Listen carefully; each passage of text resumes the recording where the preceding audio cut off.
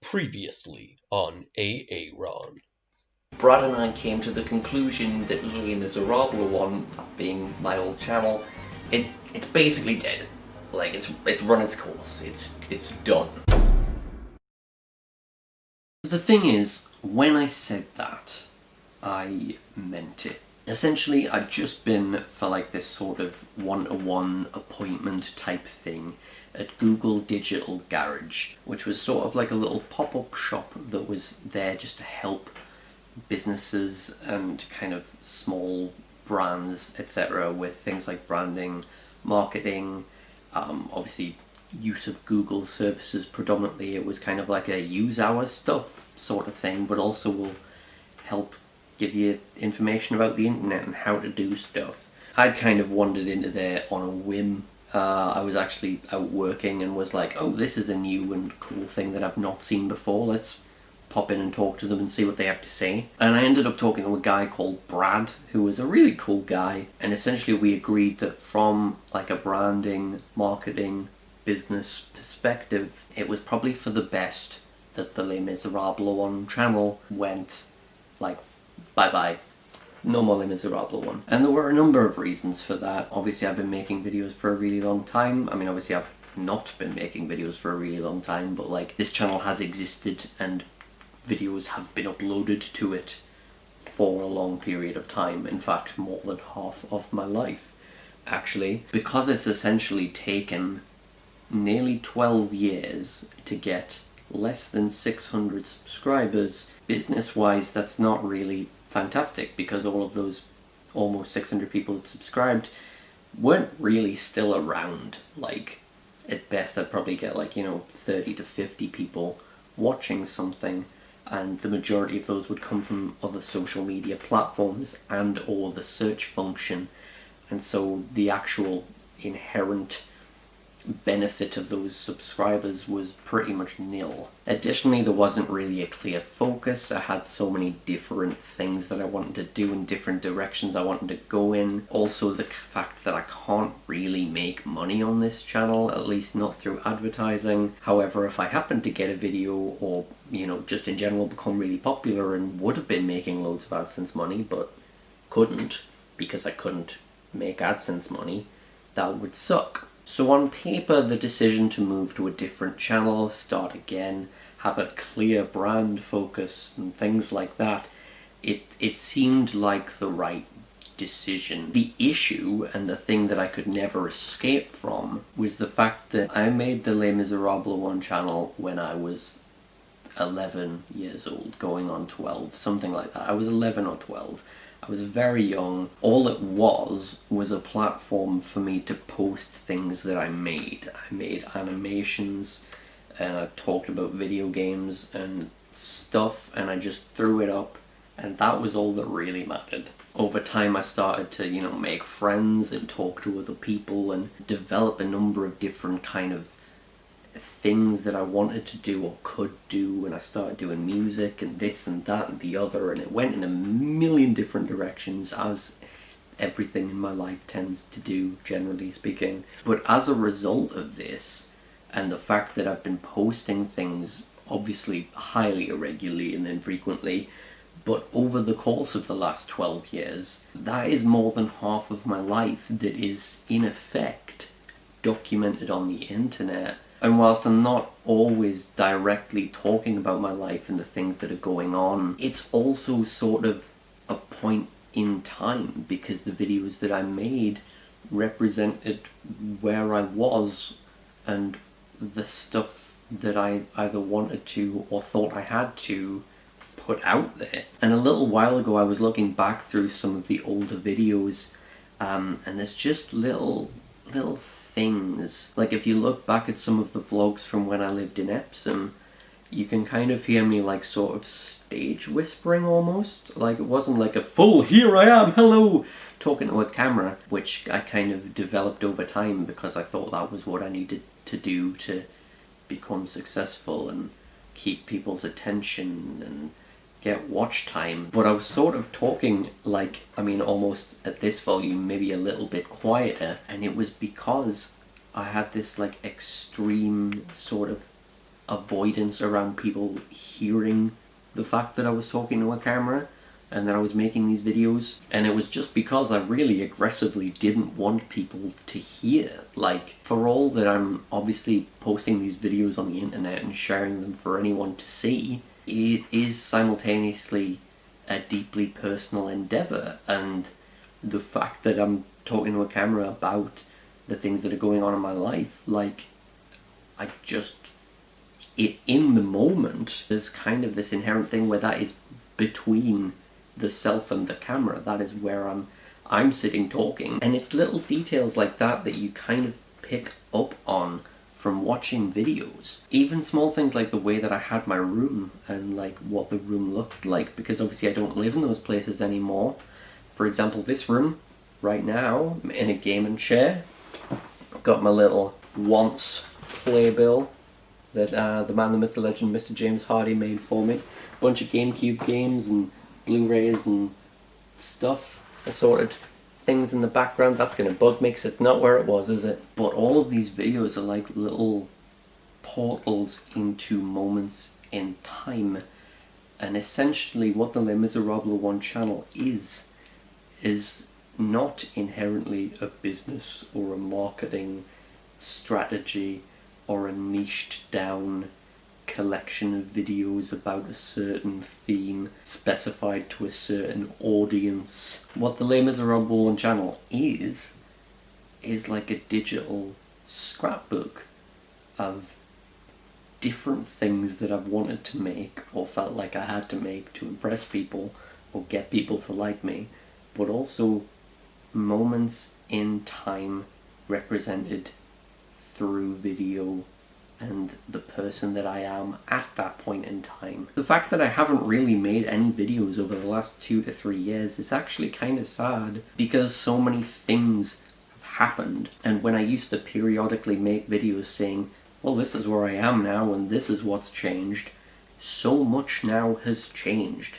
that it's like reintroducing myself entirely. And as much as I can go back and recount all the different things that have happened over the last 2 to 3 years, and I likely have different clips and bits of video footage stored on my phone that I could use, at the same time it's not the same thing as posting or talking about those things as and when they're happening, because I can't directly capture exactly how I felt or what I was thinking at that point in time without having captured it at that time. Because the thing is, a lot has happened in the last few years. I went to university and have now kind of finished-ish. This is the 4th room that I've been in the 3rd student accommodation building that I've been in, plus also being in a hotel for a month, also sort of being homeless for a bit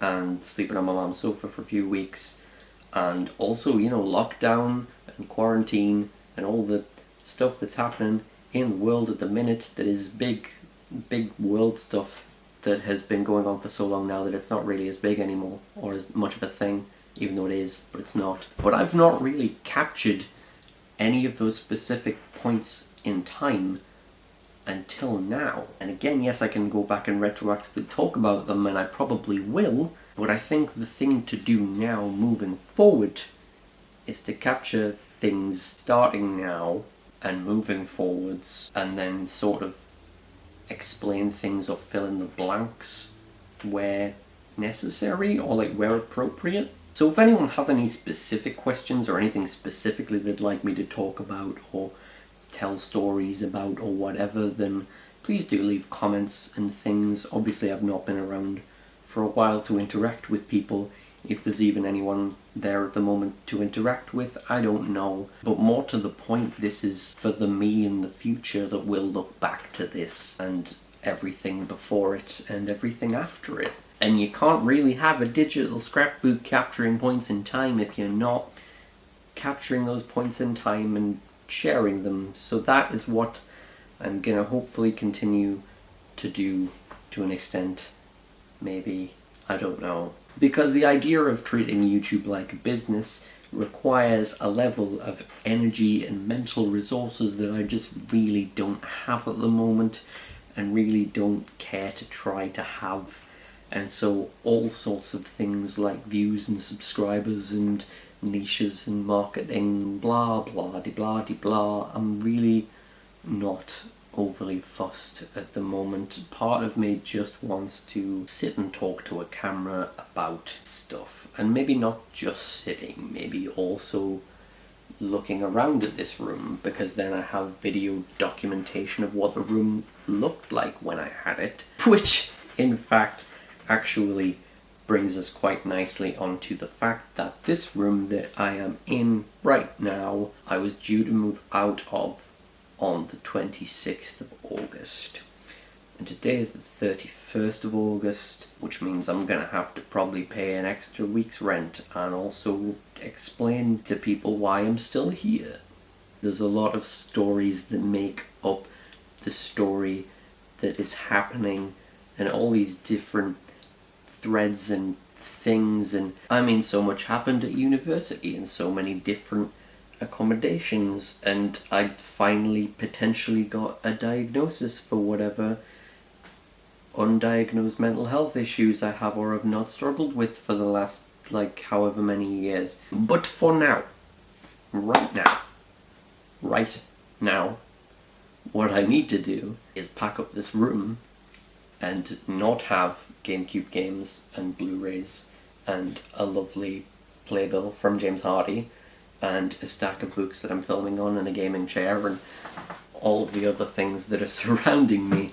That kind of needs to not be in this room. I need to vacate it and figure out where I am going to live. So for the time being, we're going back to my mum's house, which you will have seen in previous videos if you have seen previous videos. If not, then hi, welcome. I do videos once a year. The current plan is that I'll be sleeping in the living room on either a sofa or a mattress on the floor or something. I don't really know precisely what the plan is. It's quite ill-considered, but also probably the best move for the moment. The idea is to remove the necessity to be paying rent for a room that I'm not actually occupying whilst I'm away from that, and then buy some time to find somewhere else to move that's going to be a little bit more permanent than the 4 different student accommodation rooms and hotel room and other different places that I've been over the last 2 to 3 years. So that is the goal. Essentially, that's what we're putting it out. The goal is to find somewhere to live that's a little bit more permanent, where I can assemble all of my different things into a place and just be for a little bit without ridiculous levels of stress surrounding every tiny little element of it. The next thing is that I am potentially going to university, maybe, I don't know. So in essence, what I have done presently is a 2-year foundation degree in musical theatre, and that has been an experience. The option exists for me to do a 3rd year to make it a full BA honours degree, but I probably will not. However, I may potentially be doing that 3rd year at a different institution just because reasons. So it's all a bit sort of up in the air at the moment, because the institution where I'm potentially doing this 3rd year says that at the earliest I'll probably hear back from them by about September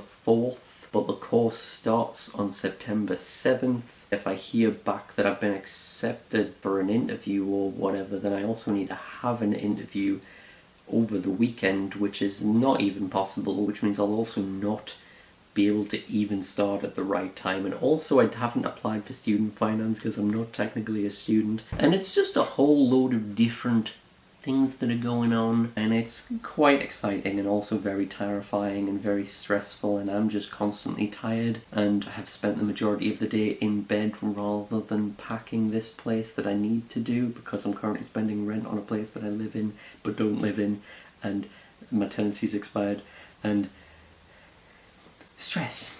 So there's a lot going on, but I would like to talk about and document it, and also just talk about stuff. I used to talk about films and books and video games and music and things, and there's no reason I couldn't be doing that. So if there's anything that people want me to talk about or offer opinions on, or anything that people want to know about this crazy mess of a life, please do again leave comments. And maybe I'll talk to a camera again at some point in the future. But for the time being, it's been nice. It has been nice to do this again. I also particularly like I like this little kind of framing situation I've got going on here. So it's a shame that I have to dismantle this and only have done the one video ever with it. But yeah, so I hope you've enjoyed this little ramble. I hope you enjoy the fact that this channel is not dead. Even though I never told this channel that this channel was dead, I only told the 20 or so people that are subscribed to the Aaron channel that this channel is dead on a different channel. But it's back now, it's not dead. We did a defib. We brought back to life in a document life and stuff. So that should be fun. Hopefully you'll enjoy that. Maybe I'll also make other things that aren't just talking on camera. But for the time being, who knows, really, I do not. So I hope you're doing well. Let me know how you've been in the comments. Obviously, if anyone's still subscribed from like 5-10 years ago and fancies popping up and saying, "Hiya, how you doing? It's been a while. Let's catch up in comments." Obviously, I'm not good at replying to messages, as anyone who's tried to message me knows, but that's on executive dysfunction. So I hope you're doing well. Please subscribe, because why not? Why not? Let's talk to people about stuff. Hope you're doing well. I'll maybe see you soon. Peace. See you on the flip side and that.